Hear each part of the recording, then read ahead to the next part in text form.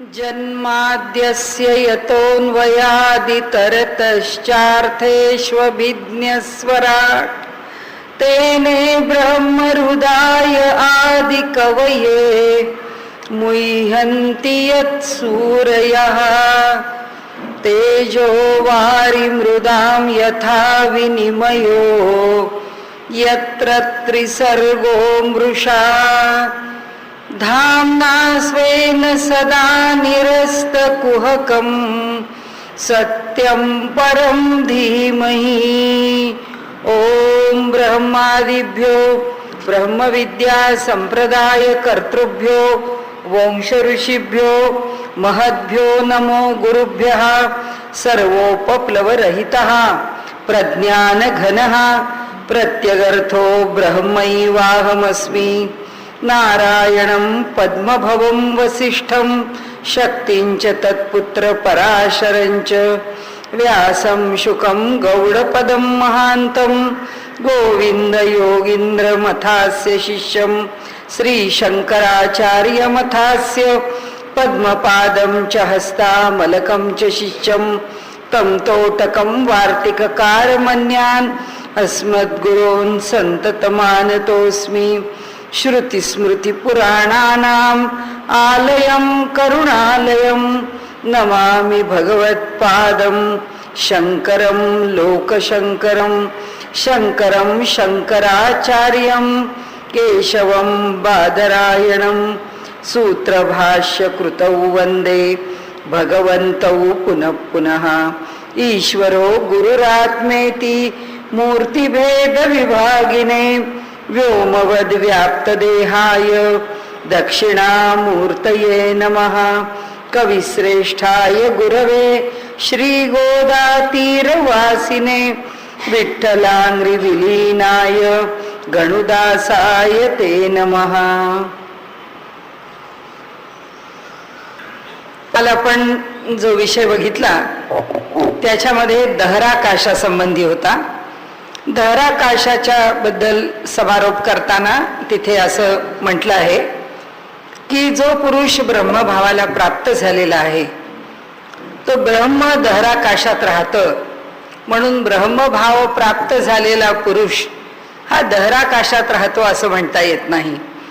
कारण दहराकाशात राहणारा जो परब्रह्म किंवा जो परमात्मा तो अत्यंत सूक्ष्म रूपाने राहतो आणि जो देहरूपाने राहणारा सद्गुरू आहे, ब्रह्मपदाला प्राप्त झालेला श्रेष्ठ संत सत्पुरुष आहे, तो देहधारी आहे आणि त्यामुळे देहात असलेला तो परमात्मा स्वरूपाला प्राप्त झालेला दहराकाशात राहतो असं समजू नये. परंतु तो देहामध्ये विद्यमान आहे, पण आमचे सद्गुरू आहेत, सत्पुरुष आहेत. रामकृष्ण परमहंसांच्या शारदा मातांच्या मंदिरामध्ये आश्रमामध्ये आपण असताना या मठ मंदिरांच्या मध्ये त्या संतांची जेव्हा स्थापना होते त्यावेळी आज ते देहरूपानी राहीत, ते जेव्हा देहरूपानी होते तेव्हा सुद्धा शिष्यांच्या अंतःकरणामध्ये ते निवास करूनच होते. पण तो जो निवास आहे तो भावाच्या पातळीवर आहे आणि म्हणून शंकराचार्यांनी सांगितलंय भावाद्वैतम अद्वैतम त्रिषु लोकेषु नाद्वैतम गुरुणासह. म्हणजे भावाच्या पातळीवरती अद्वैत करायला केव्हाही अडचण नाही. आपले सद्गुरू नित्य आपल्या हृदयामध्ये निवास करून आहेत.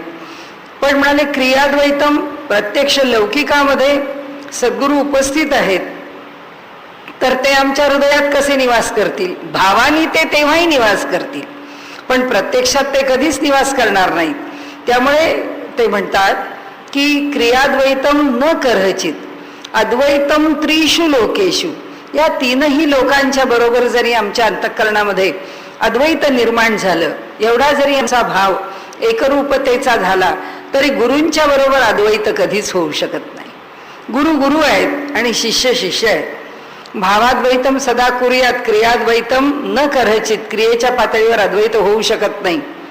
अद्वैतम त्रिषु लोकेषु, तिन्ही लोकांशी अद्वैत झालं तरी नाद्वैतम गुरुणासह, न अद्वैतम गुरुणासह. गुरूंच्या बरोबर अद्वैत कधीच असत नाही. गुरु आमचे स्वामी आहेत, गुरु आमचे पिता आहेत, गुरु आमचे परब्रह्म आहेत, गुरु आमचे सर्वस्व आहेत. गुरु आमच्या ठिकाणी कृपावंत होऊन असलेले अगदी करुणाघन आहेत. ज्या रूपात आम्ही गुरूंना पाहतो ते रूप, पण गुरु आणि शिष्य यांच्यामध्ये भेद आहे, यांच्यामध्ये अंतर आहे आणि ते नेहमीच आहे असं शंकराचार्य पक्के अद्वैती असून सुद्धा म्हणतात. तर सांगण्याचा हेतू असा की आपण जिथे थांबलो तो विषय असा होता की दहराकाशामध्ये ब्रह्मज्ञानी पुरुष राहत नाही, पण दहराकाश हे ह्या सगळ्यांना भावानी स्थापन करण्याचं स्थान आहे. त्याच्या पुढे त्याच म्हणजे तिसऱ्या भागामध्ये तो भाग संपवताना तो पाद संपत असताना एक विषय त्यांनी मांडलेला आहे आणि तो विषय असा आहे की ब्रह्मविद्येचा अधिकारी कोण आहे. तो काय वेदशास्त्र संपन्न पुरुष आहे का, तो क्षत्रिय आहे का, तो वैश्य आहे का, तो शूद्र आहे, कोण आहे. त्यांनी सांगितलं ब्रह्मज्ञानाचा अधिकारी प्रत्येक पुरुष आहे. आणि प्रत्येक पुरुष कसा आहे आणि कोणता आहे, तर जो उत्तम संस्कारांनी युक्त आहे तो ब्रह्मज्ञानाचा अधिकारी आहे. आणि त्यामुळे त्यांनी म्हटले की तिथे उच्च नीच असा जातीचा विचार नाही, तिथे श्रेष्ठ कनिष्ठतेचा विचार नाही, तिथे स्त्री पुरुष भेद नाही, तिथे विद्या अविद्या भेद नाही, तिथे भेद एकच आहे, तो अंतःकरणाच्या संस्कारांचा. क्षत्रियत्व गतेश्चोत्तरत्र चैत्र रथेन लिंगात. म्हणाले क्षत्रियत्व गतेश्च उत्तरत्र चैत्र रथे न लिंगात. क्षत्रियत्व हे त्याच्या लक्षणांवर अवलंबून आहे, चांगल्या रथावर नाही. खूप चांगल्या सोन्याच्या रथात एखादा क्षत्रिय बसला आणि हातात बाण आणि धनुष्य आलं की त्या धनुष्यावर बाण चढवायचा म्हणजे ह्याचे हातपाय जर थरथर कापायला लागले तर त्या सोन्याच्या रथात बसलेल्या त्या क्षत्रियाला घेऊन काय करायचंय. तर ते म्हणतात त्याच्या क्षत्रियत्वाचं लक्षण काय आहे, उत्तम रथ हे त्याचं लक्षण नाही आहे, क्षत्रियत्वाचा संस्कार हे त्याचं लक्षण आहे. आणि म्हणून त्यांनी इथे पुढे म्हटले संस्कार परामर्शात तद्भावाभिलापाच्य. ब्रह्मविद्येसाठी योग्य संस्कारांची आवश्यकता असल्याने त्यांचा अभाव असताना कुणासही अधिकार नसतो.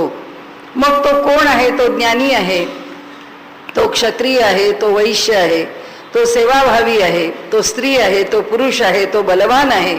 नायमात्मा बलहीनेन लभ्य असं म्हटलेलं आहे की तो पुष्कळ बलवान आहे तरी सुद्धा त्याला आत्मतत्व प्राप्त होऊ शकत नाही, कारण त्याला संस्कार नाही. आणि म्हणून ते सांगतात की माणूस जर संस्कार क्षम नसला, संस्कार संपन्न नसला तर केलेले सगळे प्रयत्न वाया जातात, कारण त्या संस्कारांच्या शिवाय त्याला ते ग्रहण करता येत नाही. आणि म्हणून म्हणतात फलाचा अभाव त्या ठिकाणी कितीही बोध केला तरी राहतो. तद्भाव निर्धारणेच प्रवृत्ते. हे संस्कारांचा अभाव नाही हे निश्चित झाल्यानंतरच ब्रह्मविद्येकडे प्रवृत्त व्हावे. आणि म्हणूनच शंकराचार्य त्या संस्कारांकरता आणि ज्ञानाने मोक्षाच्या प्राप्तीकरता म्हणून साधन चतुष्टयाचा आग्रह करतात. ते म्हणाले नित्यानित्य वस्तू विवेक, इहामूत्र फलभोग विराग, शमदमादी साधन संपत आणि मुमुक्षत्व हे चारही असलेच पाहिजेत. हे साधन चतुष्टय ज्याला प्राप्त आहे तोच मोक्षाचा अधिकारी आहे असं त्यांनी म्हटलंय. आणि ते म्हणतात की श्रवणाध्ययनार्थ प्रतिषेधात स्मृतेच्च. संस्काराचे योग्य अधिकार नसलेल्याला श्रवण आणि अध्ययन नाही असे स्मृतीनेही सांगितलेली आहे. गीता पण सांगते की इदम ते ना तपस्काय ना भक्ताय कदाचन. काय सांगते गीता की जो अतपस्वी आहे आणि जो अभक्त आहे त्याला हे गीतेचं तत्वज्ञान सांगू नका. म्हणजे गीतेचं तत्वज्ञान ऐकण्याचा अधिकार सुद्धा काहीतरी त्याच्या ठिकाणी ते गुण असल्याशिवाय त्याला देऊ नका असं भगवंतांनी सांगितलंय. म्हणून ते म्हणतात इदम ते ना तपस्काय ना भक्ताय कदाचन. आणि ते पुढे हा विषय इथेच संपवलाय. आता पुन्हा एकदा शेवटी सांगितलं प्राण म्हणजेच परमात्मा, ज्योती दर्शन ब्रह्मस्वरूप आहे, आकाश ब्रह्मस्वरूपच आहे, सुषुप्ती ह्या क्रमाने जर पुढे गेलो तर हा जो प्राज्ञ आहे, सुषुप्तीचा जो त्या सुषुप्तीचा अनुभव देणारा जो आत्म्याचा भाग ज्याला आपण प्राज्ञ म्हणतो, तो जो प्राज्ञ आत्मा आहे तो प्राज्ञ आत्मा त्या परमात्म्याच्या ठिकाणी लीन होतो सुषुप्तीमध्ये. आणि म्हणून पुढे क्रमाने जी मुक्ती प्राप्त होते त्याकरता हा जो पुढचे प्राज्ञ हे अभिधान, त्याचं नाव प्राज्ञ असं आहे.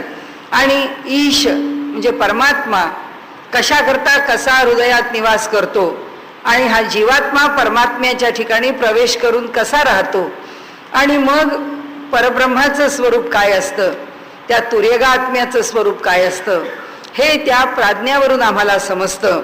म्हणून ते म्हणतात की एकूण सुषुप्तीचं वर्णन सुद्धा परब्रह्माचं वर्णन करणारं आहे. त्यामुळे प्राज्ञ आत्मा सुद्धा आनंद भूक असं म्हटलंय ना, चेतोमुख हा आनंद भूक असं वर्णन आहे की त्याचं मुख काय आहे, कोणत्या मुखाने तो अनुभव घेतो. चेतो चैतन्य हे त्याचं मुख आहे. फक्त अडचण एकच आहे की त्या ठिकाणी अज्ञान आहे. आम्ही गाढ झोपेत आहोत, रोज ब्रह्मज्ञानच घेतो, आम्ही त्या ब्रह्माचीच जाणीव घेतो, पण ती जाणीव घेताना आम्हाला ज्ञान नाही. त्या गाढ झोपेमध्ये जो आनंद लुटतो ते आम्हाला समजत नाही, एवढा फक्त फरक आहे. आता पती असा शब्द आहे, गतिर्भर्ता प्रभू साक्षी, तो भर्ता आहे, तो पती आहे, असा जो शब्द आलेला आहे तो शब्द सुद्धा परब्रह्मवाचकच आहे, तो सुद्धा ब्रह्मवाचक आहे, असं म्हणून हा अध्याय संपवला. आता ह्याच्या पुढचा जो अध्याय आहे त्या अध्यायामध्ये त्यांनी जे विषय घेतलेत ते विषय एकूण पुढच्या दृष्टीने पण महत्त्वाचे आहेत आणि ब्रह्माच्या सिद्धीच्या दृष्टीने पण महत्त्वाचे आहेत. त्यामध्ये काय विषय आलाय, त्यामध्ये विषय एकच आलेला आहे की ही जी प्रकृती आहे, ही प्रकृती जड प्रकृती, सांख्य म्हणतात त्याप्रमाणे ती कधीही जगताचं कारण होऊ शकत नाही. म्हणजे आता एक थोडासा आपल्या दृष्टीने जो वादाचा मुद्दा इथे उभा राहणार आहे तो काय आहे, तर तो मुद्दा आपण पहिल्या दिवशी जे थोडंसं बोललो होतो तोच पुन्हा आहे की सांख्यांनी हे जग कसं निर्माण झालं असावं याविषयीचं विवेचन करणारं जे तत्वज्ञान मांडलेलं आहे आणि त्याची एक जी रचना दिलेली आहे, त्याचा एक जो आराखडा दिलेला आहे, आराखडा म्हणजे इन्फ्रास्ट्रक्चर, त्यांनी जो तो आराखडा दिलेला आहे तो आराखडा असा आहे की ते म्हणतात की तुम्हाला कशाकरता ईश्वर लागतो, हे जग निर्माण करण्याकरता ईश्वराची आवश्यकता काय. कारण हे जग ह्या प्रकृतीपासून निर्माण झालेलं आहे, हे जग ह्या पंचमहाभूतापासून निर्माण झालेलं आहे. ती प्रकृती पूर्ण स्वतंत्र आहे आणि अशी ही स्वतंत्र असलेली जी प्रकृती आहे तीच हे जग जर निर्माण करते तर तुमचा हा ईश्वर, तुमचं हे ब्रह्म आलं कुठून, त्या ब्रह्माची गरज काय. त्यांच्या दृष्टीने ब्रह्माची गरज काही नाही. त्यांना जर ब्रह्माची गरजच नाही आहे ते म्हणजे अडलं का आमचं, तेवढ्यात आमचं काही अडत नाही. का अडत नाही, कारण जिथून आम्ही सुरू केलेलं आहे तो जो पुरुष आहे सांख्यांचा तो कसा आहे, निष्क्रिय आहे, निरवध्य आहे, उदासीन आहे, असा त्यांचा ईश्वर आहे. श्रुती आहे त्यामुळे आम्ही ही श्रुती घेतली पुरुषाचं वर्णन करणारी. जग कोण निर्माण करत आहे, प्रकृती निर्माण करते आहे. ही प्रकृती कशी आहे, त्या पुरुषावर अवलंबून आहे का, मुळीच नाही आहे म्हणाले. ही प्रकृती स्वतंत्र आहे, ती स्वतंत्रपणाने हे जग निर्माण करते. त्यामुळे तो पुरुष आम्हाला मान्य करावाच लागत नाही. आणि प्रकृतीपासून जी रचना त्यांनी मांडलेली आहे ती आणि वेदांती यांची जी रचना आहे त्यात काहीच भेद नाही. वेदांत्यांची रचना आणि सांख्यांच्या रचनेमध्ये एका ब्रह्माशिवाय फारसा भेदच नाही आहे. मग वेदांत्यांना ब्रह्म हेच जगाचं कारण आहे. जन्माद्यस्य यतः ब्रह्मच जगाला जन्माला घालतं, त्याचं पोषण करतं आणि त्याचा संहार करतं. हे सिद्ध करताना सांख्यांना परास्त करणं सगळ्यात महत्त्वाचं आहे. सांख्यांचा पराजय झाला की बाकी सगळे किरकोळ आहेत. आणि म्हणून त्याकरता जो पुढचा भाग आहे तो अविरोधानी, कुठलाही विरोध शिल्लक न ठेवता ब्रह्म हेच जगाचं कारण आहे हे सिद्ध करण्याकरता त्यांना पहिल्यांदा सांख्यांना परास्त करावं लागतं.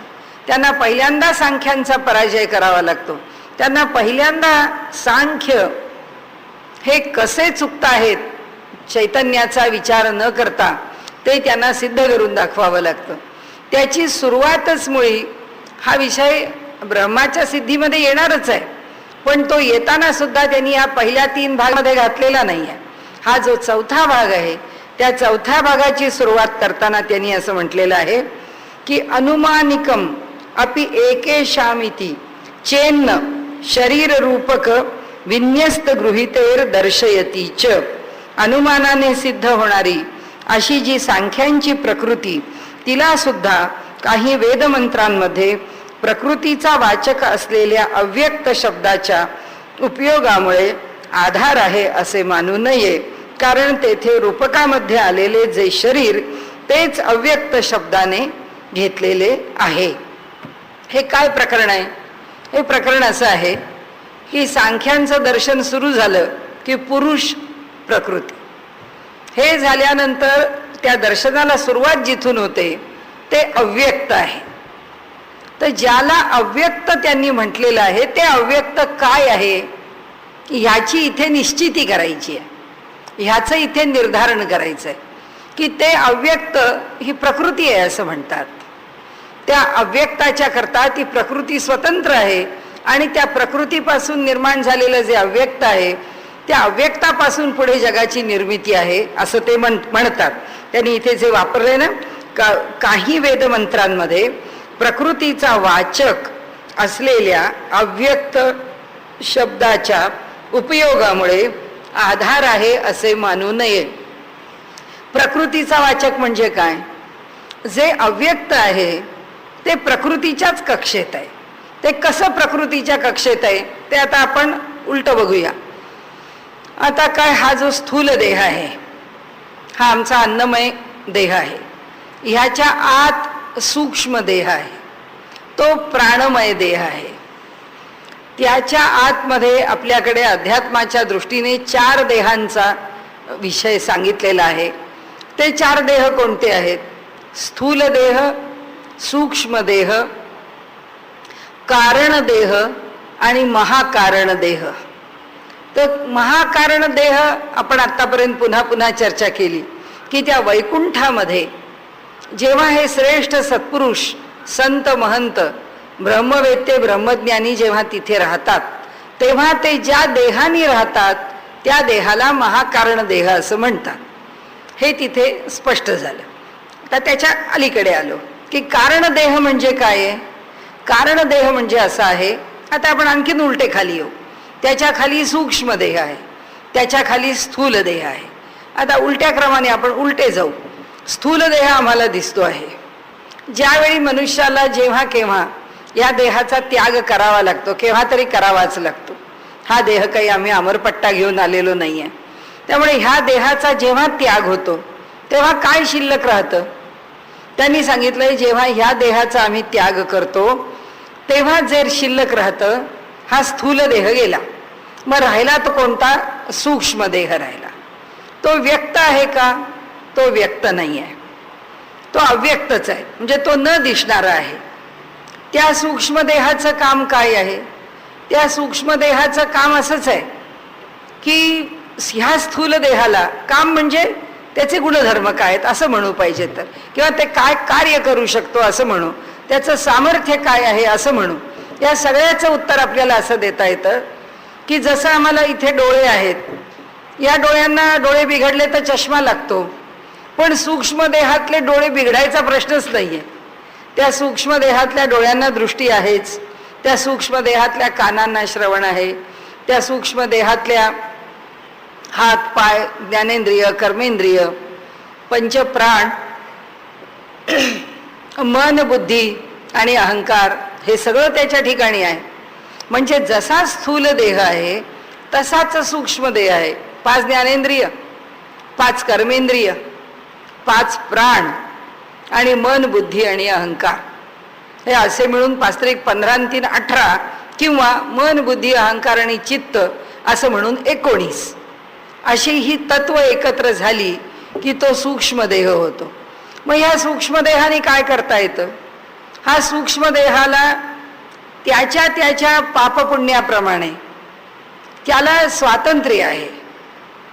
म्हणजे एखादा देह आहे तो ह्या पृथ्वी तलावरती या अंतरिक्षामध्ये कुठेही विहार करू शकतो. त्या सूक्ष्म देहाने तो कुठेही जाऊन पोचू शकतो, कारण ते त्याचं सामर्थ्य आहे. त्या सूक्ष्म देहाच्या ठिकाणी त्यांनी केलेल्या पुण्याच्या माध्यमामधून किंवा त्याच्यामुळे त्याच्या जोरावर तो सूक्ष्म देहामध्ये राहिला तर सूक्ष्म देहाने त्याला जे कार्य करून घ्यायचंय, घडवून घ्यायचंय तो घडवतो.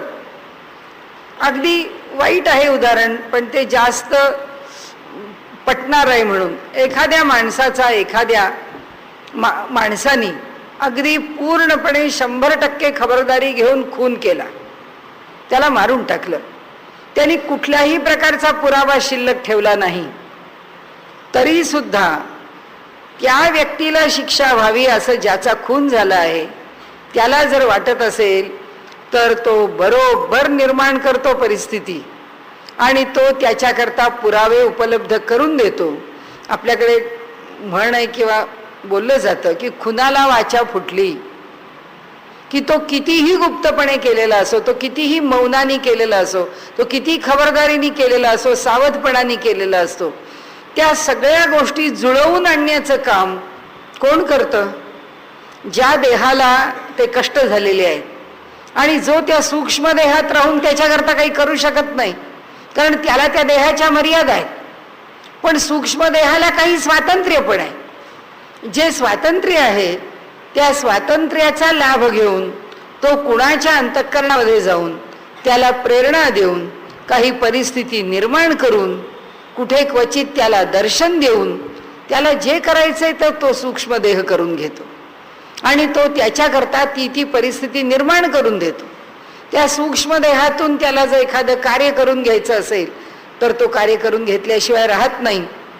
म्हणजे स्थूल देहाचा आधार जरी सुटला तरी सूक्ष्म देह काही पातळीवरती कार्य करायला समर्थ आहे आणि काही वेळा स्थूल देहापेक्षा सुद्धा कधी कधी अधिक समर्थ आहे.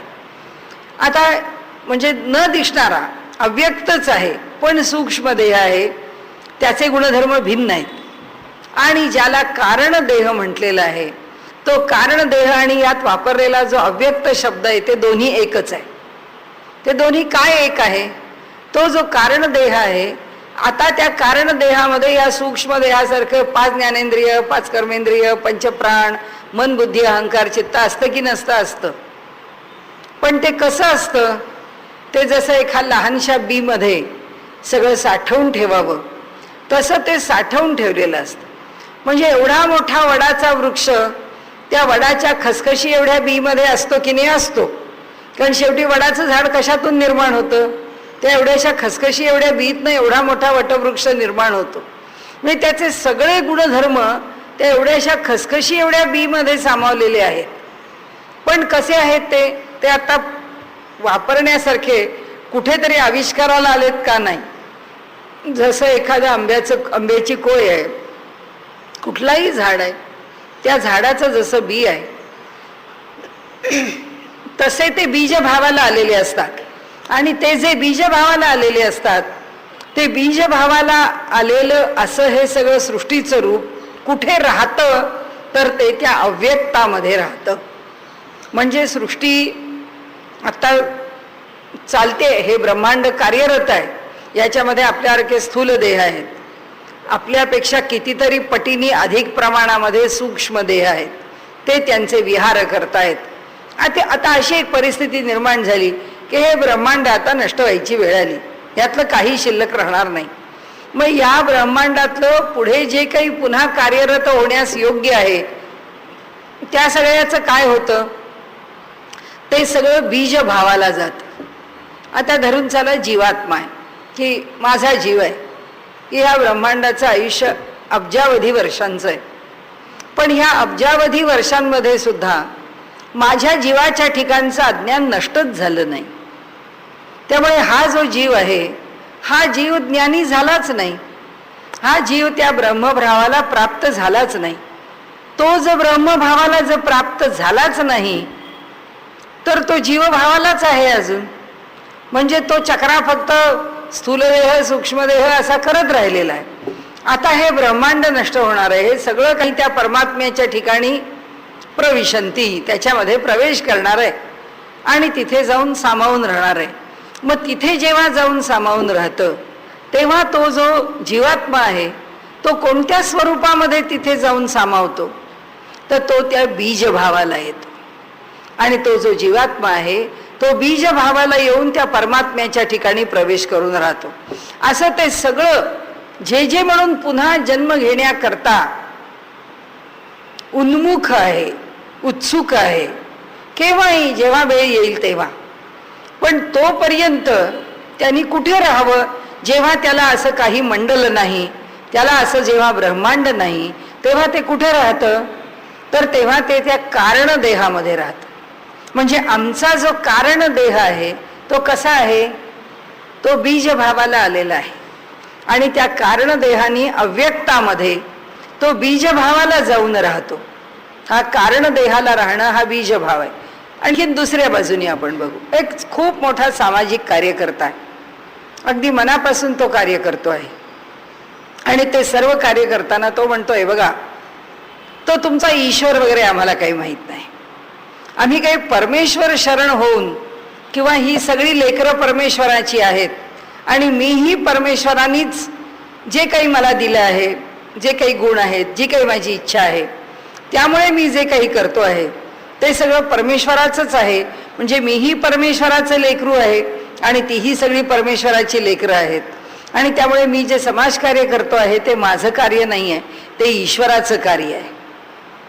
तो म्हणतोय, बघा ह्या सगळ्या तुमच्या ज्या काही कल्पना आहेत ना त्या मला मान्य नाही, ह्या आयडियाज माझ्या ठिकाणी नाही.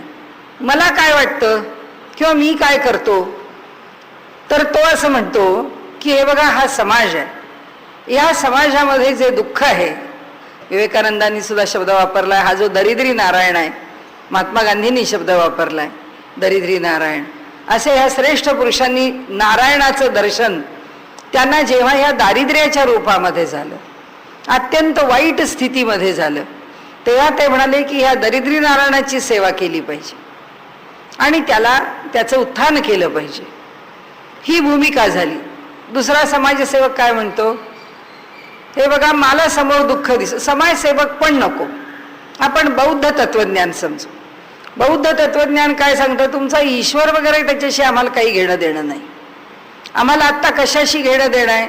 या समोरच्या त्यांचं एक प्रसिद्ध उदाहरण आहे, तेच आपल्या पुढे सांगतं की एक समोर मनुष्य आहे, त्याला बाण लागलेला आहे, त्याच्या हृदयामध्ये बाण घुसलेला आहे, आत्ता तो जोरात विवळतोय की तो बाण लागला आहे आणि मला दुःख झालेलं आहे, मला अतिशय वेदना होत आहेत, या वेदनांमधून तुम्ही मला बाहेर काढा.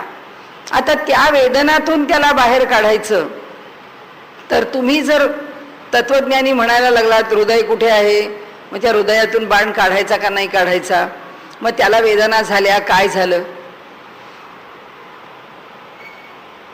ते म्हणतात की त्याची चर्चा आम्ही नाही करणार, आम्ही त्याला वेदना झाल्या का नाही झाल्या, त्याचा बाण काढायचा का नाही काढायचा, तो काढायचा असेल तर कशाकरता काढायचा, काढायचा नसेल तर का नाही काढायचा, ही चर्चा आमच्याकडे होणार नाही. आम्ही आत्ता म्हणणार त्याला दुःख झालंय, त्याच्या दुःखाचं शमन करा, आमचा विषय संपला. आणि त्यामुळे बुद्धांनी आपलं तत्वज्ञान कधी मांडलं नाही. बुद्ध अवतारामध्ये बुद्धांनी तत्वज्ञान म्हणून वेगळं मांडलं नाही, पुढे त्यांच्या अनुयायांनी त्याला तत्वज्ञानाचं रूप दिलं. अर्थात तो आत्ता आपला विषय नाही, पण ही जी भूमिका आहे ना, ही समोरचा माणूस दुःखी आहे, मी एक माणूस आहे आणि ह्या एका माणसाने दुसऱ्या माणसाचं दुःख हरण करायचं आहे, बस. त्याच्यामध्ये ईश्वर नावाची गोष्ट कुठेही येत नाही. आणि याच भावनेने मी काम करीन, याच्या पलीकडे मला दुसरं काही तत्व आहे हे मला मान्य करायची गरज नाही. आता असा जो जीव आहे, तो जीव त्याच्या जीवनामध्ये जे काही पापपुण्य करतो, त्या पापपुण्याचं तो जे फल मिळवतो, आता तो खूप चांगलंच काम करतोय, त्यांनी काही वाईट काम काहीच केलं नाही. आयुष्यभर त्यांनी लोकांना सुख देण्याचा प्रयत्न केला, आपल्या आपल्या परीने केला. पण काय केलं त्यांनी, अज्ञानवशात, म्हणजे आम्ही वेदांती आहोत म्हणून त्यांनी ईश्वर नाही मानला हे अज्ञान नाही आहे, ही वस्तुस्थिती आहे. आपल्याकडे व्यवहारामध्ये थोडंसं खोचकपणे जसं म्हणतात ना की तू मान के ना मान मै तेरा मेहमान, तुझ्या घरामध्ये तू माझा पाहुणा म्हणून स्वीकार कर की न कर, मी तुझा पाहुणा आहेच, तसं येते. की कुणी ईश्वर मानला आणि ईश्वर मानला नाही, आणि ईश्वराची सिद्धी केली आणि सिद्धी केली नाही, म्हणून ईश्वराचं अस्तित्व त्याच्या मानण्या न मानण्यावर अवलंबून नाहीच आहे. ते चैतन्य त्याच्या ठिकाणी विद्यमान आहेच. प्रश्न याचा आहे, हा जेव्हा म्हणतो मी चैतन्य मानत नाही, मी फक्त माझ्यापुरतं काय चांगलं करायचं ते म्हणतो आणि मी माझ्याकडून चांगलं करतो, म्हणजे हा मी, माझं, मला, हे सगळे मी शब्दाचे सगळे विभक्ती प्रत्यय वापरतो.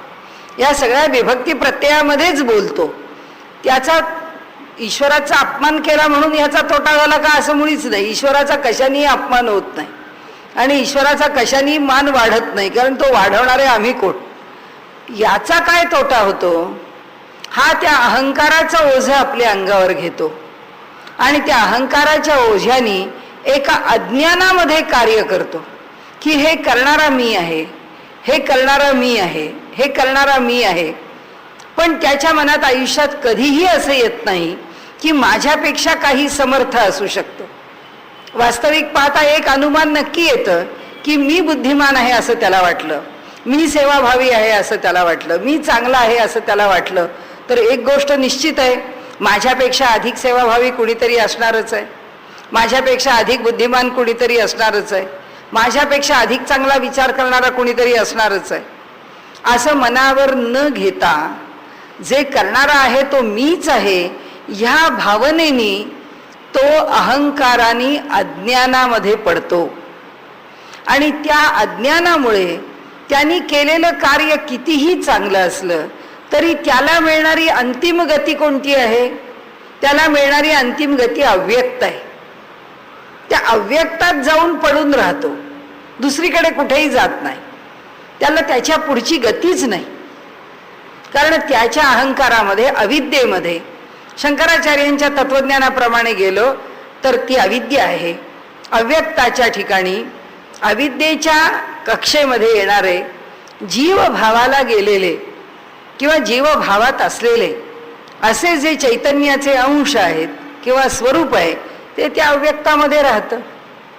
म्हणजे तो त्या बीजभावामध्ये, त्या अंध तमिश्रामध्ये पडून राहतो.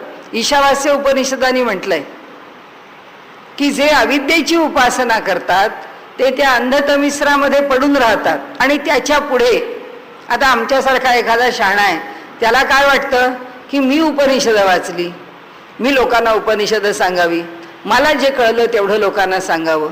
म्हणजे जो अज्ञानी आहे तो मान्यच करत नाही आहे, तो त्याला ज्ञानच नाही आहे किंवा त्याच्या मनाला ते ज्ञान करून घेण्याची इच्छाच नाही आहे, म्हणून तो ईश्वरवाद स्वीकारत नाही.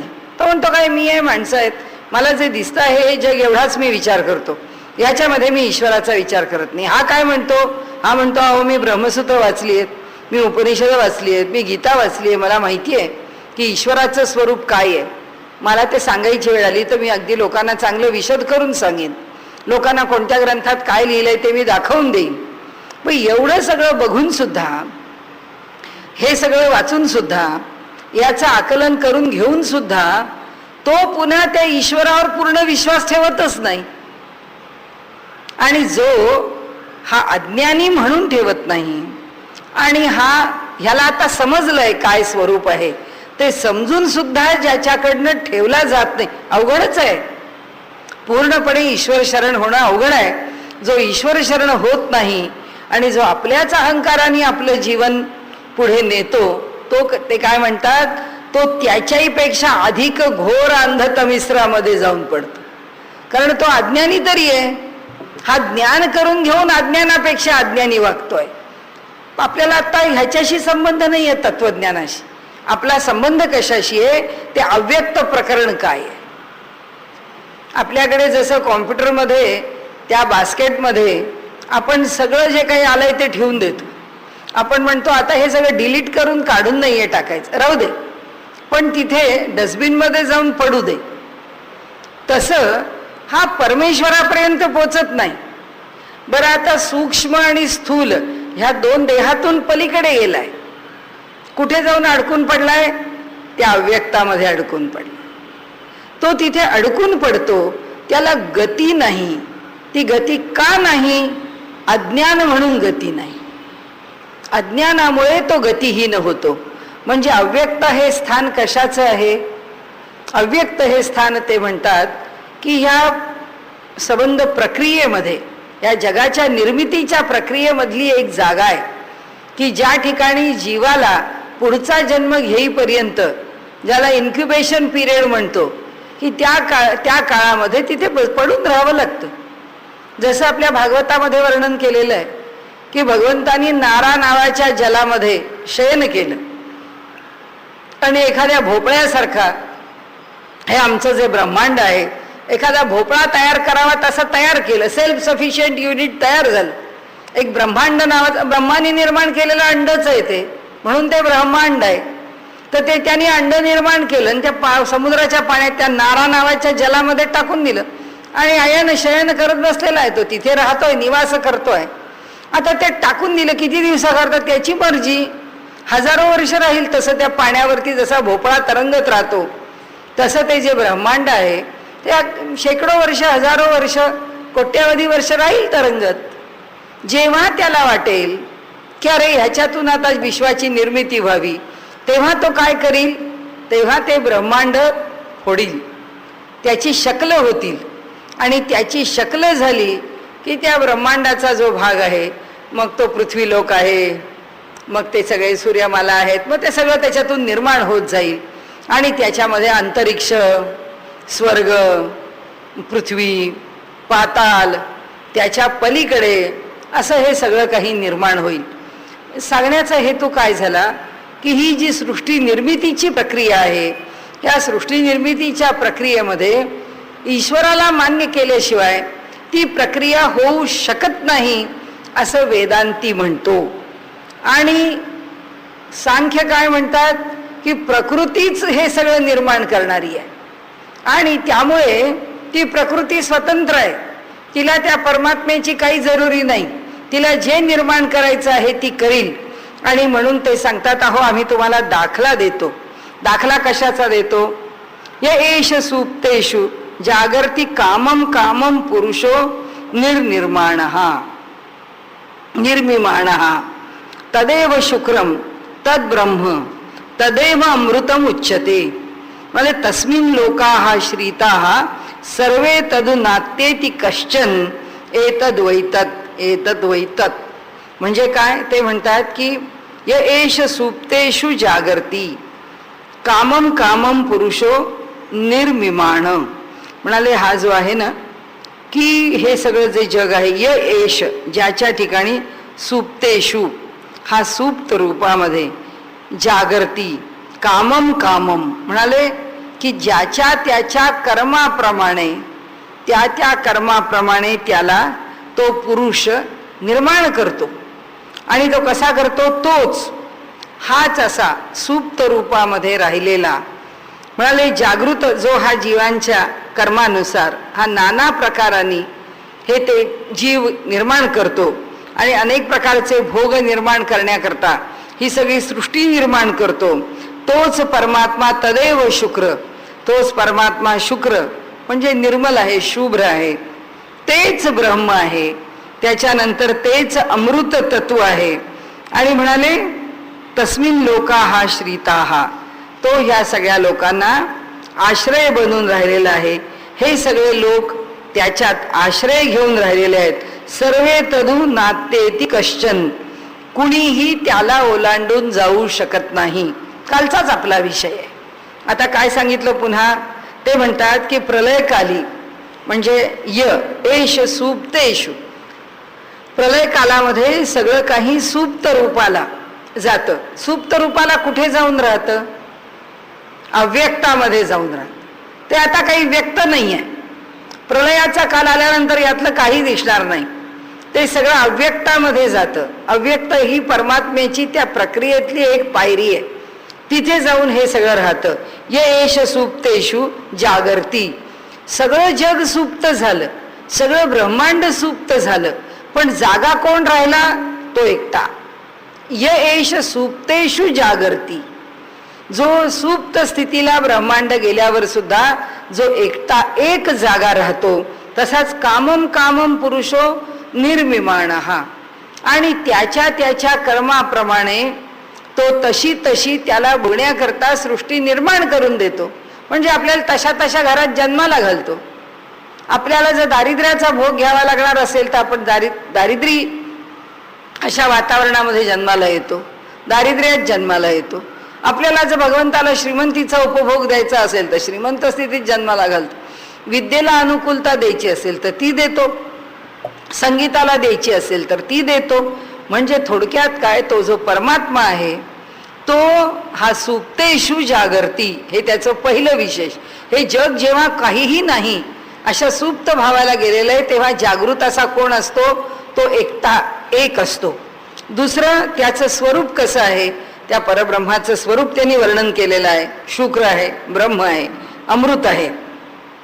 आणि तस्मिन लोका हा श्रिता, आणि म्हणाले की तो त्या सर्व लोकांचा आश्रय आहे. म्हणजे हे सगळेजण त्याचा आश्रय करून राहिलेले आहेत, कोणीही त्याला ओलांडून जाऊ शकत नाहीत. आणि जो मनुष्य मी माझ्यापुरतं काम करतो, मी ईश्वराला मानत नाही असं म्हणतो, तो त्याच्या बाजूनी वस्तुस्थितीच्या बाबतीमध्ये अज्ञानी आहे. तो ईश्वराला मानत नाही. हा वेदांत्यांचा अहंकार दुखावला म्हणून दुःख आहे, म्हणून त्यांच्यावर आरोप केलाय असा भागच नाहीये. कोणी मानल्या न मानल्याने ईश्वराच्या परिस्थितीत काय फरक पडणार आहे? फरक फक्त एकच पडणार आहे, तो ज्ञानाच्या प्रांतात आहे का अज्ञानाच्या प्रांतात आहे. तो जर अज्ञानाच्या प्रांतात असेल तर तू अज्ञानात राहू नकोस, ज्ञानात तुझं कल्याण आहे एवढ्याकरता उपदेश आहे. नाही तर अज्ञानात राहिल्याने काही फरक पडत नाही, ईश्वरालाच पडतो. तो का पडतो? त्याचं कारण असं की त्याला सुद्धा या अज्ञानी लोकांच्या अज्ञानामुळे होणारं त्याला दुःख बघवत नाही. तो कृपावंत असल्यामुळे त्यांचं दुःख पाहू शकत नाही, म्हणून तो त्यांच्यावर कृपा करून तो पुन्हा पुन्हा ते ज्ञानी कसे होतील याकरता प्रयत्न करतो. त्याला ओळखावं म्हणून नाही, त्याचा अभिमान वाढवावा म्हणून नाही, त्याचा महिमा गावा म्हणून नाही. आता हा जो आधार घेतला ह्या मंत्राचा, त्याचा आधार घेऊन त्यांनी आपल्या पुढे असं सांगितलेलं आहे की म्हणाले आता हे कशा करता सुरू झालं. हे एक मोठ्या उपनिषदांच्या पैकी एक कठोपनिषद आहे. त्या कठोपनिषदामध्ये त्या आत्म्याचं वर्णन आलेलं आहे. आणि आत्म्याचं जे वर्णन आलेलं आहे ते वर्णन करताना तिथे आत्मा म्हणजे जीवात्मा घ्यावा का परमात्मा घ्यावा, हा एक प्रश्न आहे. दुसरा प्रश्न, सगळ्या शंका आपण आज आधी बोलून घेऊ. दुसरा प्रश्न असा आहे की सांख्यांच्या दर्शनामध्ये अव्यक्त महत असा क्रम आलेला आहे. तर तो जो अव्यक्त शब्द आहे त्या अव्यक्त शब्दानंतर महत शब्द आलेला आहे. आता महत नंतर त्याच्या पुढे जो शब्द आलाय तो अहंकार शब्द आलाय. त्याच्या पुढे सत्व रजतम असा शब्द, म्हणजे शब्द याचा अर्थ ही तत्व आता त्या एकात एक निर्माण झाली. पहिल्यांदा कोण निर्माण झाली? सर्वतंत्र स्वतंत्र प्रकृती आहे. त्या प्रकृतीच्या बरोबर पुरुष आहे.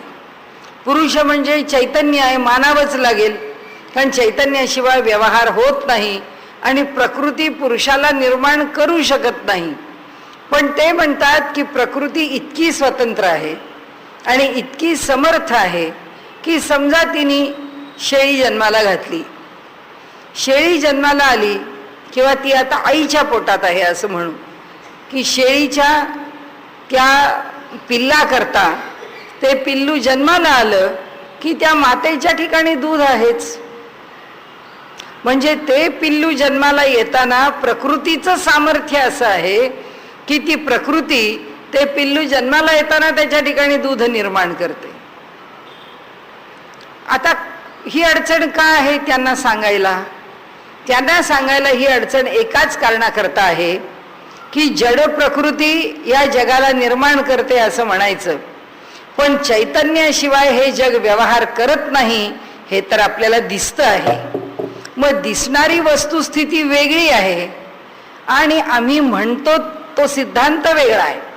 सिद्धांत काय आहे सांख्यांचा? की जड प्रकृतीच हे जग निर्माण करते, तीच प्रधान आहे, तीच प्रमुख आहे.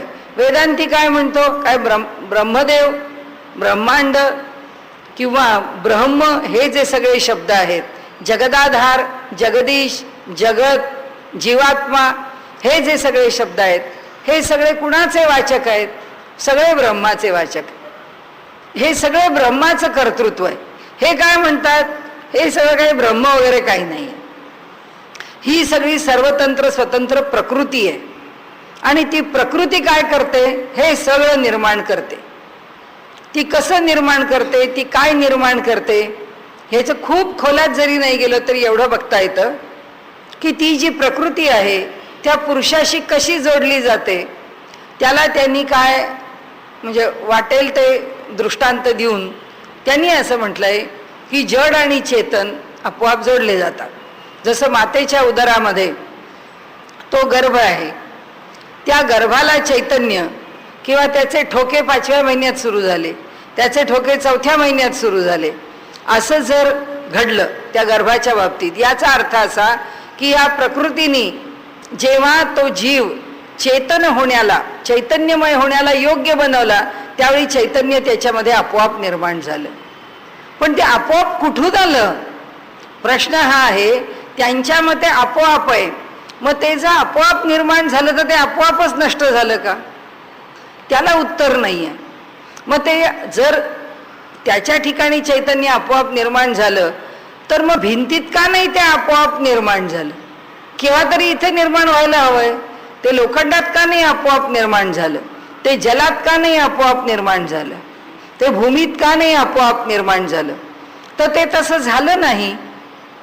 आणि त्यामुळे ते आपोआपी कुठेही कार्यकारण संबंध सोडून सिद्धी करता येत नाही. हे एक सूत्र आपण कायम लक्षात ठेवायचं की शास्त्र कोणतंही असो, तिथे कोणत्याही कार्याला कारण हे असलंच पाहिजे. कार्यकारण भाव हा सगळ्यात महत्वाचा आहे. की आमच्या डोळ्यापुढे यत्र यत्र वह्निः तत्र तत्र धूमः, जिथे जिथे अग्नी आहे तिथे तिथे धूर असेल. कारण तिथे अग्नी आहे याचा अर्थ धूर आहे. म्हणजे की हे एकमेकांच्या वरती अवलंबून आहेत. जर कार्य आहे तर कारण हे असलंच पाहिजे. जर धूर आहे म्हणजे अग्नी आहे, हे जसं खरं तसं कार्य दिसतं आहे म्हणजे कारण असलं पाहिजे.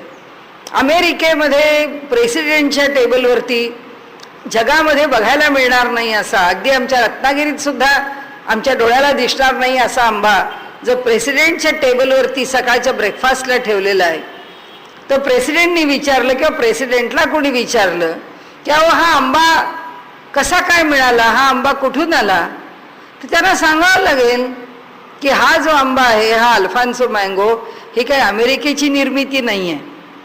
हा त्या भारतामधून, तिथल्या कोकणामधून, त्या रत्नागिरीच्या त्या अमुक एका गावामधून, त्याच्या त्या पश्चिमेच्या पूर्वेच्या त्या डोंगराचं सुद्धा शास्त्र पुष्कळ आहे की कोणत्या दिशेचा, कोणत्या दगडातला, कोणत्या बाजूनी त्याच्यावरती ऊन पडणारा, त्या सगळ्या एकापेक्षा एक परात्पर परात्पर, त्याच्याहून ते श्रेष्ठच आहे. मग जेव्हा आम्हाला नाही आमचा, अरे तुमचा आहे ठीक आहे, तुम्हीच आणला, तुम्ही पैसे देऊन आणला, पण हा आंबा आहे कुठला, मग हा लावला कोणी, मग हा आहे कोणत्या डोंगरावरचा, चालली त्याची कार्यकारण परंपरा मागे मागे मागे मागे जावंच लागतं कारणापर्यंत. कारणाशिवाय काही होऊ शकत नाही. आणि त्यामुळे कार्यकारण भाव हा जोपर्यंत देता येत नाही तोपर्यंत सांख्यांनी प्रकृती हेच जगाचं कारण आहे हे जे म्हटलं आहे त्याचं ते संयुक्तिक उत्तर देऊ शकत नाही. ते जर त्याचं उत्तर देऊ शकत नाही तर ते कसं चालेल. म्हणून त्याचा इथे उहापोह केलाय की ब्रह्मच कसं जगाचं कारण आहे, प्रकृती जगाचं कारण नाही. त्याचा उहापोह पुढे केलाय की नाही? हो केलाय. आता कसं गडबड होते बघा सांख्यांची. पुरुष आहे आणि प्रकृती आहे. सांख्यांनी असं वर्णन केलेलं आहे की हा पुरुष कसा आहे, हा निष्क्रिय आहे, उदासीन आहे, असा हा पुरुष पांगळा आहे, म्हणजे तो कोणतंही कर्म करू शकत नाही. मग असा हा पांगळा पुरुष कुठे बसलाय, कसा व्यवहार कसा करतो, तो त्या प्रकृतीच्या खांद्यावर बसलाय. प्रकृतीने त्याला खांद्यावर घेतलाय. प्रकृती कशी आहे? प्रकृती आंधळी आहे, तिला काही दिसत नाही आणि प्रकृतीला पाहता येत नाही, पण ती पांगळी नाही आहे, तिला पाय आहेत, ती चालू शकते. म्हणजे सांख्यांची प्रकृती कशी आहे की तिला बघण्याचं ज्ञान नाही आहे, पण तिला चालण्याचं म्हणजे कर्म करण्याचं सामर्थ्य आहे. पण त्यांचा पुरुष कसा आहे? ज्यांच्या पुरुषाला दिसतं आहे पण त्यांचा पुरुष निष्क्रिय आहे, तो काही करू शकत नाही आणि म्हणून तो त्या प्रकृतीच्या खांद्यावर बसलाय. आणि ती जी प्रकृती आहे ती प्रकृती तिला जे करायचं आहे ते ती निर्माण करते. आता त्या पुरुषाला खांद्यावर घेते आणि त्या पुरुषाला दिसतं आहे म्हणून तो कसा आहे? तो द्रष्टा आहे. पुरुष द्रष्टा आहे, मानलंच आहे, कारण सांख्यांना वेद मान्य आहे. मग वेदामध्ये जे मानलेलं त्याचं द्रष्टेपण आहे, ते द्रष्टेपण मान्य केलंय त्या चैतन्याचं, पण तो फक्त द्रष्टा आहे. तो कुठपर्यंत पाहत राहतो? ती प्रकृती म्हणाले त्याला फिरवत नेते, आपल्या खांद्यावर बसून त्याला फिरवत नेते आणि ती फिरवते त्यावेळी ती त्याला दाखवते, हे तुला इथे दिसेल, हे तुला इथे दिसेल, हे तुला इथे दिसेल. आणि तिच्याकडे त्याला पुष्कळ दाखवण्याचं, त्याला भ्रमंती करवण्याचं सामर्थ्य आहे. तो पुरुष पण वेडा होऊन बघतोय की अरे काय प्रकृतीचं वैभव आहे, काय प्रकृतीचं वैभव आहे, काय वैभव आहे, असं म्हणून तो जेव्हा ते पाहत राहतो ते सगळं पाहून पाहून एक दिवस असा येतो की त्या पुरुषाला कळतं की अरे या प्रकृतीच्या ठिकाणी ही जे सगळं दाखवते आहे हे सगळं नाशवंत आहे आणि जे काही टिकणार आहे, जे काही राहणार आहे ते फक्त मीच आहे. कारण मी द्रष्टा आहे, मी चेतन आहे. मी काही जरी करत नसलो, मी निष्क्रिय, निरवध्य, निरंजन, उदासीन असा मी आहे, पण हेच माझं मूळ स्वरूप आहे. हे सगळं जी प्रकृती दाखवतीये तिचा जो सगळा टुरिझम आहे त्याच्याशी मला काही करायचं नाहीये.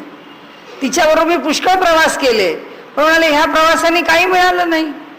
आणि ज्या क्षणी त्याला कळतं की ह्या प्रकृतीचा हा जो सगळा खेळ आहे, या खेळात मी उगाच रमलो, हे माझं स्वरूप नाही, हे खरं नाही, याची मला आवश्यकता नाही, असं म्हणे ज्या क्षणी त्याला कळतं त्या क्षणी ती प्रकृती आहे ती लाजून पळून निघून जाते.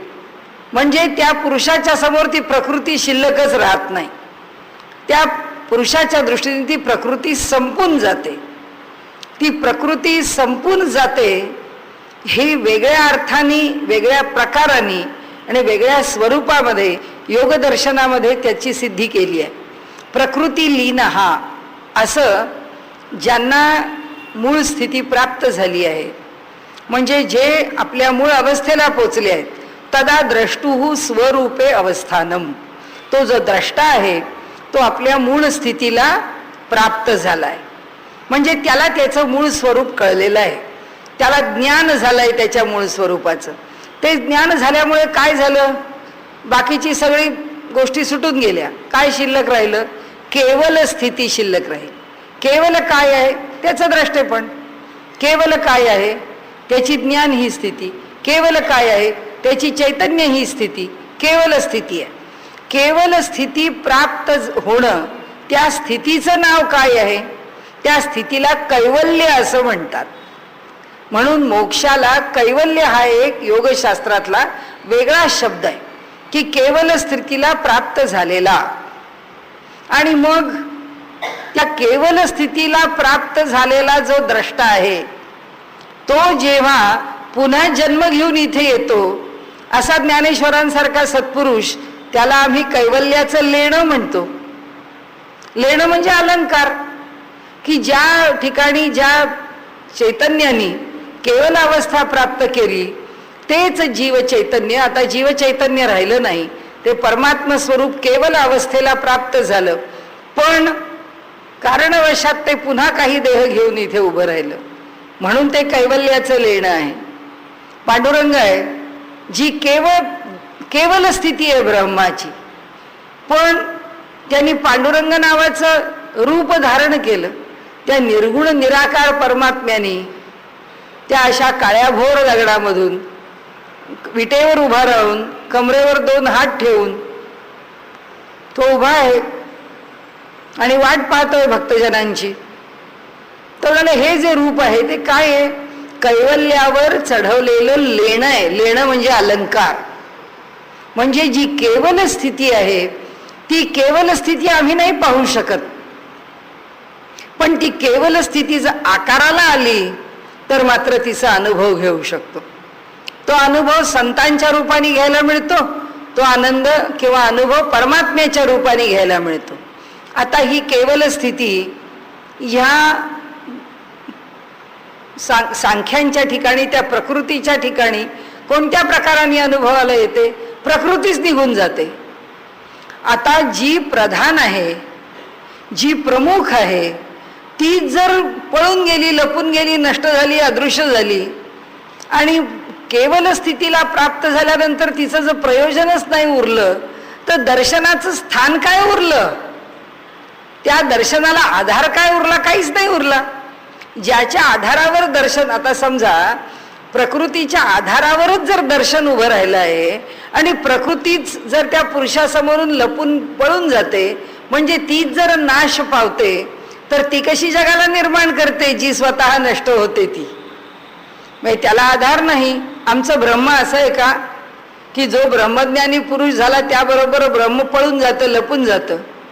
किंवा असं होतं का की ज्ञानदेव नावाचा एक सत्पुरुष आहे, त्या सत्पुरुषाला ब्रह्म साक्षात्कार झाला किंवा तो ब्रह्मभावाला प्राप्त झाला? ब्रह्मविद ब्रह्मैव भवती. मग ते ब्रह्मविद झाल्याबरोबर जिथे कुठे त्यांची राहण्याची त्या ब्रह्मलोकामध्ये सोय असेल, तिथे ज्ञानदेव गेल्यानंतर तिथे ज्ञानदेव नावाचं एक वेगळं वैकुंठ निर्माण होतं, एक वेगळा लोक निर्माण होतो. असं होतं का की इथे ज्ञानदेवांची भक्ती करणारा हा कुठे गेला? हा वैकुंठाला नाही गेला, हा ज्ञानदेवांच्या लोकाला गेला, तो तुकारामांच्या लोकाला गेला, तो नामदेवांच्या लोकाला गेला. तिकडे वरती काय सगळ्या संतांचे वेगवेगळे लोक आहेत का की त्यांच्या कॉलनीज आहेत? काय आहे त्यांचं की त्यांच्या सिटीज आहेत? आज आपण एकेका प्रकाराने एक नाव घेऊन अनेक प्रकाराने वसाहती उभ्या करतो. त्या काय संतांच्या वसाहती आहेत का? नाही म्हणाले. हे सगळं काहीही राहत नाही.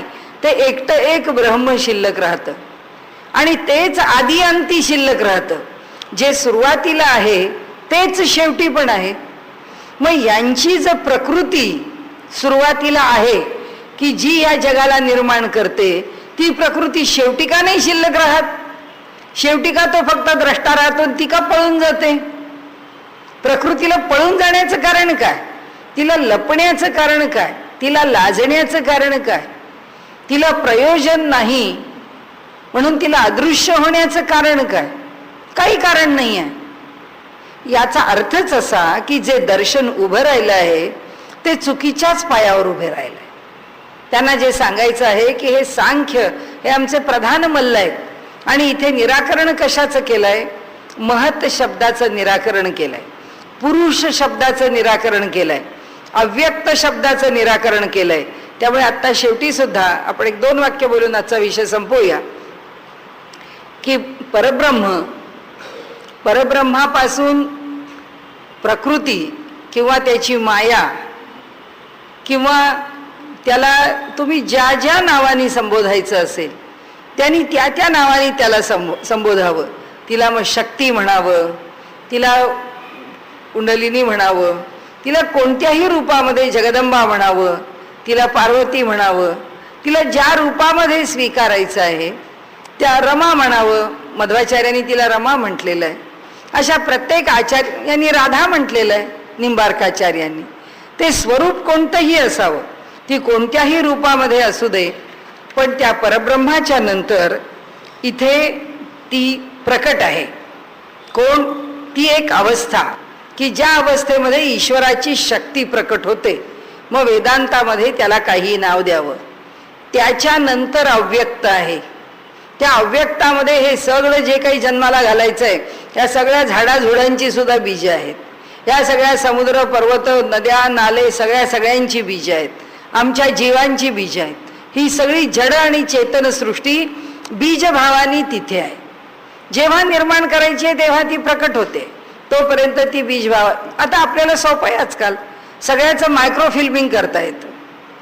किंवा आता आपण सगळा बॅकअप घेऊन ठेवतो, सगळं CD वर घेऊन ठेवतो, हार्ड डिस्क बनवून ठेवतो.